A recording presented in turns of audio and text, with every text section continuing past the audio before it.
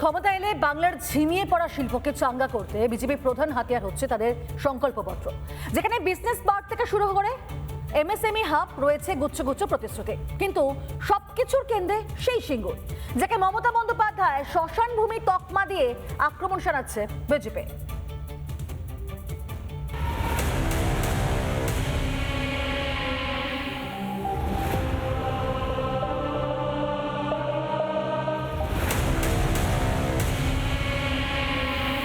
BJP ক্ষমতা এলে বদলে যাবে বাংলার শিল্প মানচিত্র।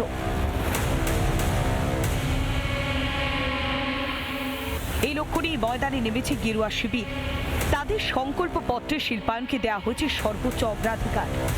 গেরুয়া শিবিরের প্রতিশ্রুতি অনুযায়ী সিঙ্গুরে গড়ে তোলা হবে আধুনিক বিজনেস পার্ক। তবে পরিকল্পনার সব থেকে আকর্ষণীয় দিক হল ক্ষুদ্র এবং মাঝারি শিল্পের উপরে জোর দেওয়া। ওই বিজনেস পার্কের 50% জমি নির্দিষ্ট থাকবে এমএসএমই বা ক্ষুদ্র মাঝারি শিল্পের জন্য, যা কর্মসংস্থানের নতুন দিশা দেখাবে বলেও আশাবাদী বিজেপি। रोजगार सृजन के लिए सिंगूर में एक औद्योगिक पार्क बनेगा, जिसकी 50% भूमि एमएसएमई के लिए रिजर्व करेंगे और 50% भूमि में बड़े उद्योग आएंगे।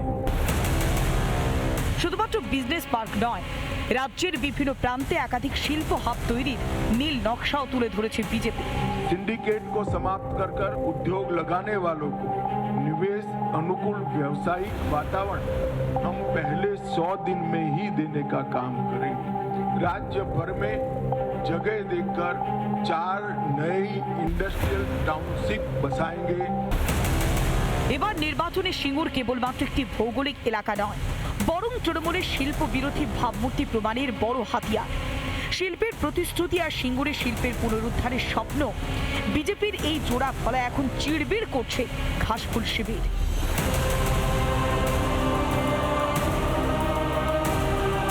সিঙ্গুরকে পুনরায় শিল্পভূমিতে পরিণত করবার এই আশ্বাসে মন কাড়ছে বাংলার।